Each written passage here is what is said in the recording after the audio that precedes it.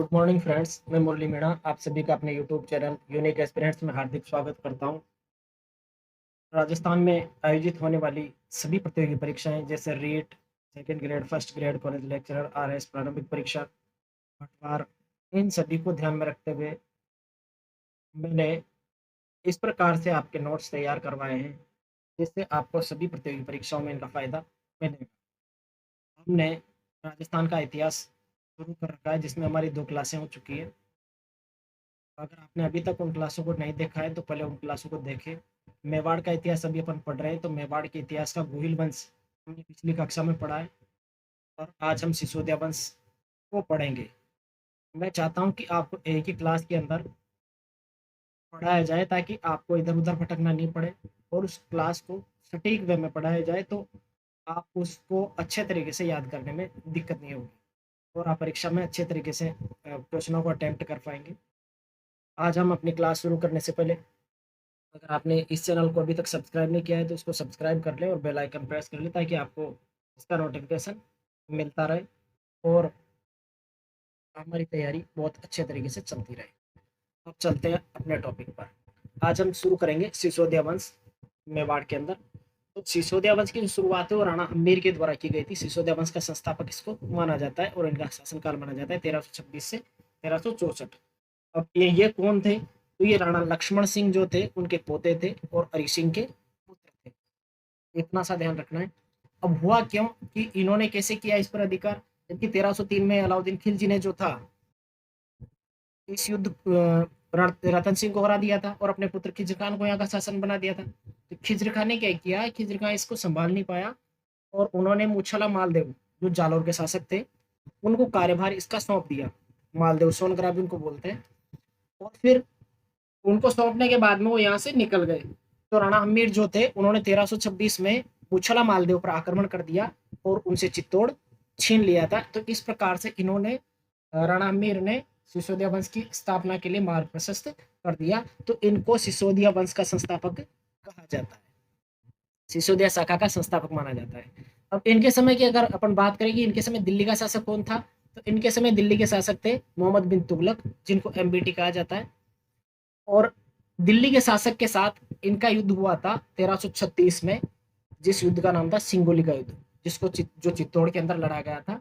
इसमें राणा हमीर सिंह और उनके सामने थे मोहम्मद बिन तुगलक और इस युद्ध में राणा हमीर सिंह विजय हुए थे।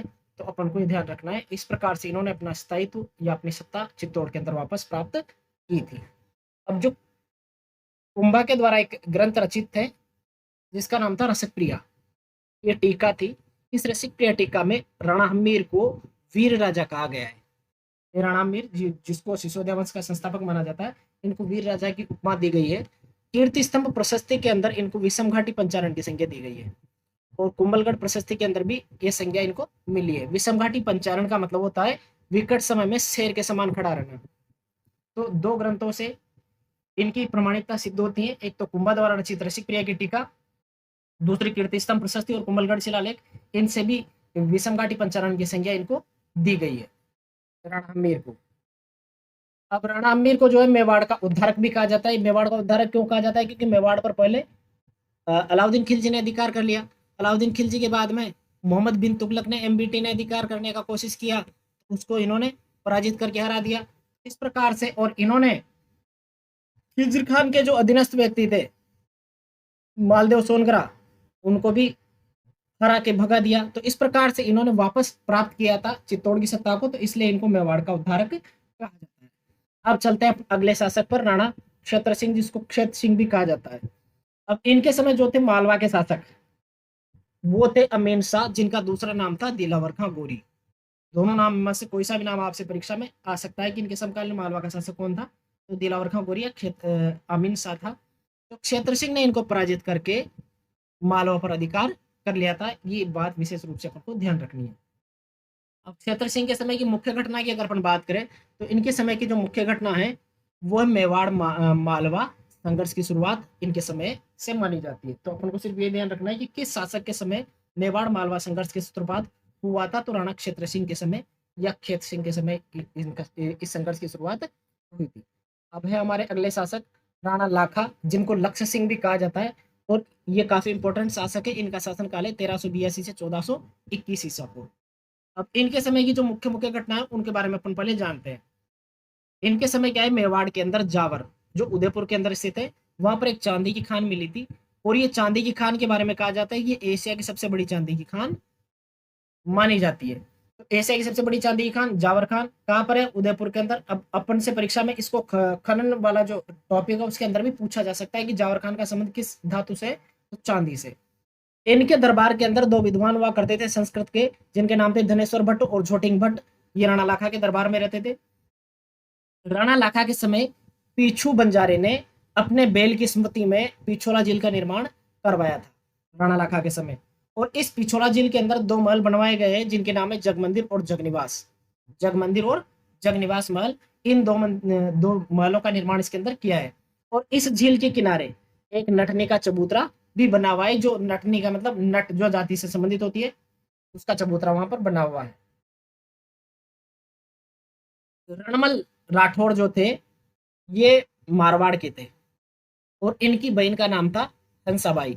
अब ये क्या हुआ कि इन्होंने एक व्यक्ति को मेवाड़ में रिश्ता करने के लिए भेजा, तो वो रिश्ता भेजा था राणा चुंडा के लिए, जो मेवाड़ के शासक के राणा लाखा के बड़े पुत्र थे, उनके लिए भेजा था। लेकिन वो व्यक्ति क्या है, लाखा को जानता नहीं था, तो उसने वो नारियल लाखा की गोद में सौंप दिया।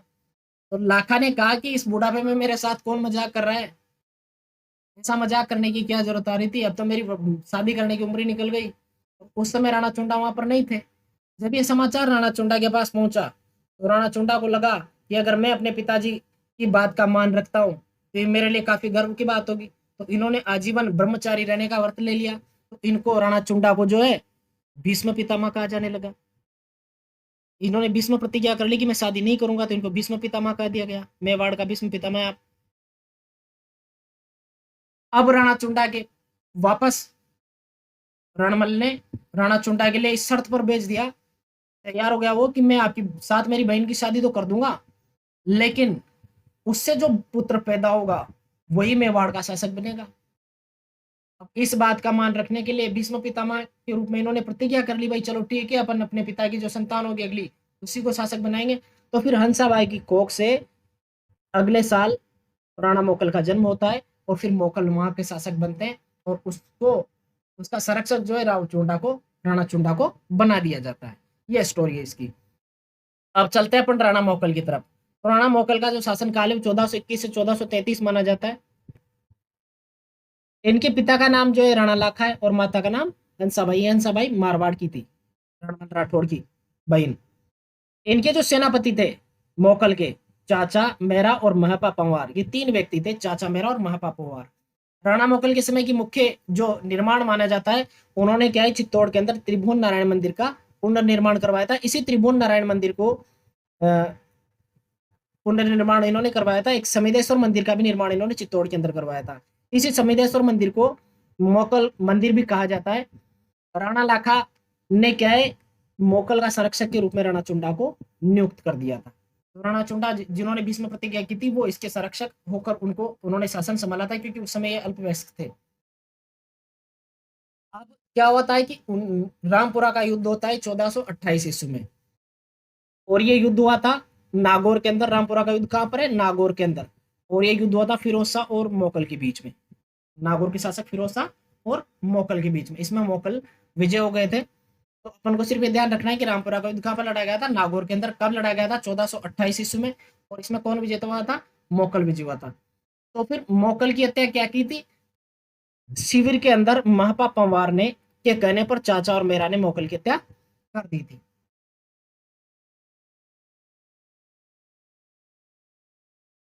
अब मोकल के बाद में चलते हैं अपन राणा कुंभा की तरफ। राणा कुंभा का शासनकाल माना जाता है 1433 से 1468। इनके पिताजी थे, उनका नाम था मोकल और माता का नाम सौभाग्यवती था। माता पिता के नाम तो अपन को विशेष ध्यान रखने ही है। अब इनका राज्याभिषेक जो है वो 1433 ईस्वी में 10 वर्ष की उम्र में हुआ था राणा कुंभा का। अब जब इनका शासन आरंभ हुआ तो इनके सामने तीन चार समस्याएं आ गई। एक तो अपने पिता के हत्यारों से बदला लेना। पिता के हत्यारे चाचा मेरा और माँ पापा वार, तीन व्यक्ति हो गए, उनसे बदला लेना था। दूसरा रणमल राठौड़ जो हंसाबाई के भाई थे, उनका मेवाड़ में से बढ़ता जा रहा था, तो उसके प्रभाव को नियंत्रित करना था। एक था मालवा के सुल्तान महमूद खिलजी प्रथम, इनकी समस्या थी, ये भी बार बार चित्तौड़ पर आक्रमण करने की धमकी दिया करते थे। और एक गुजरात के शासक थे, वो भी चित्तौड़ के साथ समस्या खड़ी कर रहे थे। इन्होंने इन समस्याओं को ध्यान में रखते हुए इनका समाधान ढूंढा। तो सबसे पहले इन्होंने क्या किया, रणमल के साथ मिलकर चाचा और मेरा की हत्या करवाई। नंबर एक काम तो पहली समस्या इन्होंने खत्म कर दी। और मापा पंवार ने क्या है, जब चाचा मेरा की हत्या हुई तो मापा पंवार यहाँ से भागकर मालवा के सुल्तान महमूद खिलजी के पास, महमूद खिलजी पश्त के पास पहुंच गया। अब महमूद खिलजी के पास पहुंचते ही उन्होंने इस महमूद खिलजी से मांगा कि इसको मैं वापस लौटाऊं, तो महमूद खिलजी ने लौटाने से मना कर दिया। फिर अब आगे की स्टोरी आगे देखते हैं। राणा रणमल जो था, रणमल राठौड़, जो मारवाड़ के थे, उनकी एक दासी थी जिसका नाम था भारमली। तो राणा कुंभा ने क्या किया, राणा कुंभा के कहने पर इस भारमली ने रणमल राठौड़ को जहर देकर मार दिया। और ऐसी कहानी प्रचलित है कि इनको एक चारपाई से बांधकर मारा गया था। चारपाई से बांधकर मारने के कारण अभी तक भी मारवाड़ के अंदर जो है चारपाई इतनी छोटी बनाई जाती है कि कोई भी व्यक्ति एक चारपाई के अंदर पूरा नहीं आता है, या तो उसके पैर बाहर निकलते हैं या सर चारपाई की बाहर निकल जाता है। तो ये प्रचलन रणमल राठौड़ को मारने के बाद से वहां पर शुरू हुआ था। अब देखते हैं आगे। जो ये मालवा का जो सुल्तान था महमूद खिलजी, जिसके पास मापा पंवार ने शरण ली थी, अब यहाँ से मेवाड़ के बीच में, दोनों के बीच में संघर्ष की शुरुआत होती है। अब इसका रीजन क्या है, पहला रीजन तो ये हो गया कि मापा पंवार को इन्होंने शरण दे दी। दूसरी, होशंग शाह की मृत्यु के बाद उनका जो मंत्री था महमूद खिलजी प्रथम, उसने उमर खान को मालवा से निष्कासित करके भगा दिया और स्वयं मालवा का शासक बन गया। तो मालवा की पब्लिक इनसे नाराज हो गई, क्योंकि वहां के जो शासक थे मालवा के, होशंग शाह, उनकी मृत्यु हो गई थी। अब फिर राणा कुंभा और महमूद खिलजी प्रथम के बीच में सारंगपुर का युद्ध 1437, ये काफी इंपॉर्टेंट है, काफी परीक्षा में पूछा जाता है। तो ये युद्ध लड़ा गया कुंभा और महमूद खिलजी प्रथम के बीच में, जिसमें कुंभा विजय हुए थे। तो कुंभा ने उमर खान को सारंगपुर प्रदान कर दिया। उमर खान, वही उमर खान जिसको मालवा से निष्कासित कर दिया था महमूद खिलजी प्रथम ने, उसको सारंगपुर उन्होंने प्रदान कर दिया। अब मालवा विजय के उपलक्ष्य में चित्तौड़ में इन्होंने विजय स्तंभ 1440 से 1448 ईस्वी के अंदर, जिसको कीर्ति स्तंभ भी कहा जाता है, उसका निर्माण महाराणा कुंभा ने करवाया। अब कीर्ति स्तंभ के बारे में बता दें आपको, तो ये 9 मंजिला है। इतना सा अपन को ध्यान रखना है, ज्यादा विस्तार में अपन इसके बारे में कल्चर की क्लासों में पढ़ेंगे। कितनी सीढ़ियां थी, किस मंजिल पर क्या लिखा हुआ है, ये सब चीजें अपन बाद में पढ़ेंगे। अब 2 समस्याओं का समाधान हो गया इसका। एक तो चाचा मेरा को खत्म कर दिया, मापा पवार को निपटा दिया, और महमूद खिलजी की समस्या का इन्होंने समाधान कर दिया। लेकिन इन्होंने क्या किया, इसको बंदी बनाकर वापस छोड़ दिया 6 महीने बाद। ये इनकी सबसे बड़ी भूल थी। अब छोड़ने के बाद में क्या करता है ये महमूद खिलजी प्रथम, ये गुजरात चला जाता है और गुजरात के शासक के साथ ये गठबंधन करने का प्रयास करता है। अब मेवाड़ और गुजरात के बीच में संघर्ष की शुरुआत होती है। अब ये कैसे होती है कि नागौर के नवाब जो थे फिरोज खान, उनकी मृत्यु के बाद उनका भाई मुजाहिद खान वहां का शासक बना था नागौर का। तो फिरोज खान के जो पुत्र थे शम्स खान, उन्होंने मेवाड़ की महाराणा कुंभा से सहायता ली। कुंभा ने शर्त सहित शम्स खान को वापस नागौर का शासक बना दिया। मतलब देख, सोचने लायक बात यह है कि नागौर के शासक फिरोज खान की मृत्यु हो गई, तो उनका भाई मुजाहिद खान उनकी जगह पर शासक बन बैठा। तो फिरोज खान का जो बेटा था शम्स खान, वो कुंभा के पास चला गया कि मुझे शासक बनाया जाए वहां का, और मेरे जो चाचा है मुजाहिद खान, उनको हटाया जाए। तो कुंभा ने उनके सामने शर्त रख दी, और उस शर्त के अनुरूप कुंभा वहां इनको, जो फिरोज खान है, उनको नागौर का शासक बना दिया। लेकिन क्या हुआ कि शम्स खान जो था, इसने शर्त का उल्लंघन करना शुरू कर दिया। तो कुंभा ने वापस से नागौर पर आक्रमण कर दिया और नागौर को जीत लिया। तो शम्स खान यहाँ से निकल गया, भाग गया, और शम्स खान ने यहाँ से भाग करके गुजरात के जो नवाब थे कुतुब शाह, वहां पर शरण ले ली। अब इसी कुतुब शाह के पास में महमूद खिलजी प्रथम ने भी शरण ले रखी थी। तो 2 व्यक्ति जो दोनों विरोधी थे मेवाड़ के, दोनों कुतुब शाह की शरण में पहुंच गए। तो गुजरात व नागौर की संयुक्त सेना ने कुंभा पर आक्रमण किया, किंतु कुंभा ने उनको पराजित कर दिया। तो इस प्रकार से इन्होंने गुजरात की समस्या का तो समाधान कर दिया। लेकिन अभी भी एक समस्या बनी हुई थी, मालवा वाली। मालवा के महमूद खिलजी प्रथम थे। अब इन्होंने क्या किया, चंपानेर की संधि करी गुजरात के शासक कुतुब शाह के साथ। चंपानेर की संधि मालवा के शासक महमूद खिलजी प्रथम और गुजरात के कुतुब शाह के मध्य 1456 में हुई थी। और इन दोनों ने मिलकर संयुक्त सेना बनाई, और संयुक्त सेना ने मेवाड़ पर आक्रमण किया। तो महाराणा कुंभा के साथ इनका युद्ध हुआ, और इस युद्ध में महाराणा कुंभा विजय हो गए थे। तो अपन को ये ध्यान रखना है कि 1456 में संधि हुई थी चंपानेर की, किन किन के बीच में हुई थी, मालवा के महमूद खिलजी प्रथम और गुजरात के कुतुब शाह के बीच में। और इसमें कौन विजय हुआ था, महाराणा कुंभा इस संघर्ष में विजय हुए थे। महाराणा कुंभा ने बदनौर भीलवाड़ा के अंदर कुशाल माता का मंदिर भी बनवाया था, ये भी अपन को ध्यान रखना है। अब इस समस्या का भी इन्होंने समाधान कर दिया। तो इन्होंने चाचा मेरा की समस्या का समाधान कर दिया, मायापा पंवार का समाधान हो गया, मालवा का समाधान हो गया, गुजरात का समाधान हो गया और नागौर की समस्या का भी इन्होंने समाधान कर दिया। तो कुल मिलाकर इन्होंने अपनी सारी समस्याओं को दूर कर दिया। अब इसके बाद में होती है आंवल बावल की संधि, जो 1453 के अंदर हुई थी। अब आंवल बावल की संधि जो मेवाड़, ये हुई थी मेवाड़ के महाराणा कुंभा और मारवाड़ के राव जोधा के बीच में, इन दोनों के बीच में आंवल बावल की संधि हुई थी।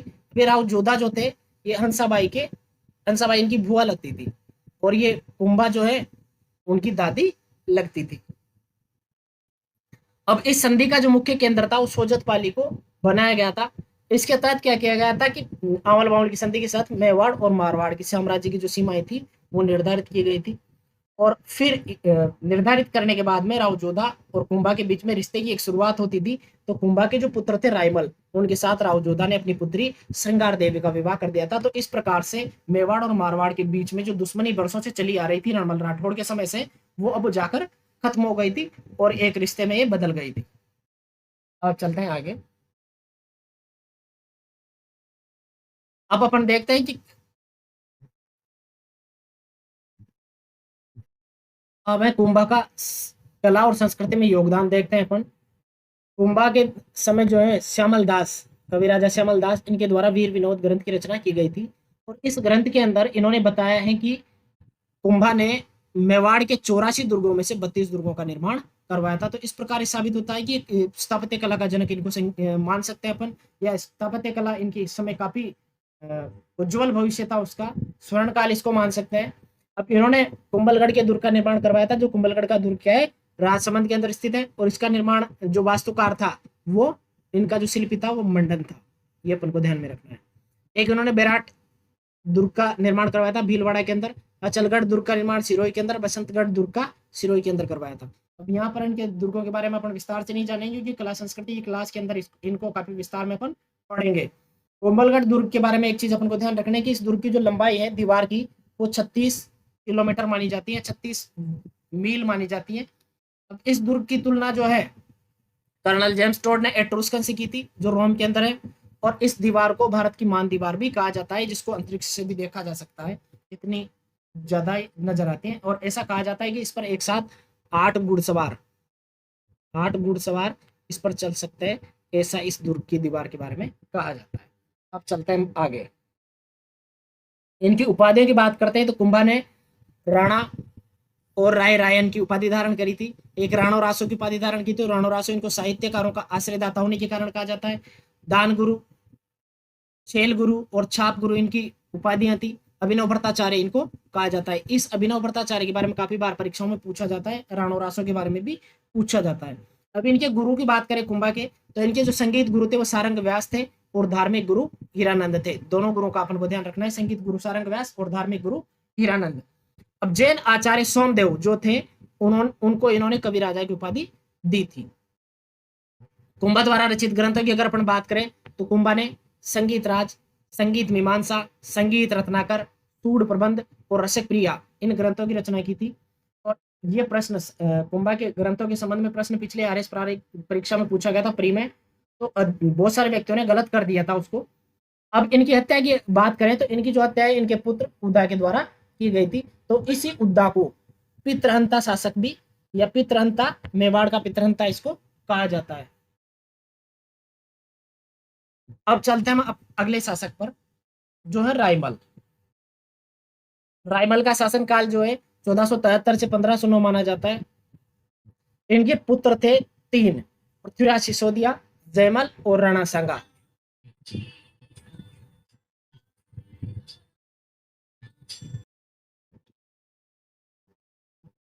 रायमल, इनका शासनकाल 1473 से 1509। इनके 3 पुत्र थे, पृथ्वीराज सिसोदिया, जयमल और राणा सांगा।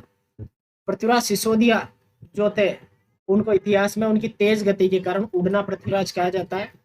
और इनकी पत्नी का नाम ताराबाई था। इसी ताराबाई के नाम पर अजमेर का जो दुर्ग है गढ़बीटली, उसको तारागढ़ कहा जाता है। ये अपन को ध्यान में रखना है। इन्हीं की पत्नी के नाम पर पड़ा था। दूसरा है जयमल। जयमल का क्या है, अपने भाई राणा सांगा और उसके भाइयों के साथ उत्तराधिकार के युद्ध में इन्होंने क्या किया था, राणा सांगा की एक आंख को फोड़ दिया था। राणा सांगा को विकट समय में जो शरण देने वाले व्यक्ति थे वो अजमेर के करमचंद पंवार थे। इसका ध्यान रखना है अपन को। राणा सांगा ने इस स्थिति में जब इनके बीच में तीनों भाइयों के बीच में संघर्ष हुआ तो इन्होंने शरण ली थी करमचंद पंवार के यहाँ अजमेर के शासक। अब चलते हैं अपन राणा सांगा पर। राणा सांगा जो थे इनका शासनकाल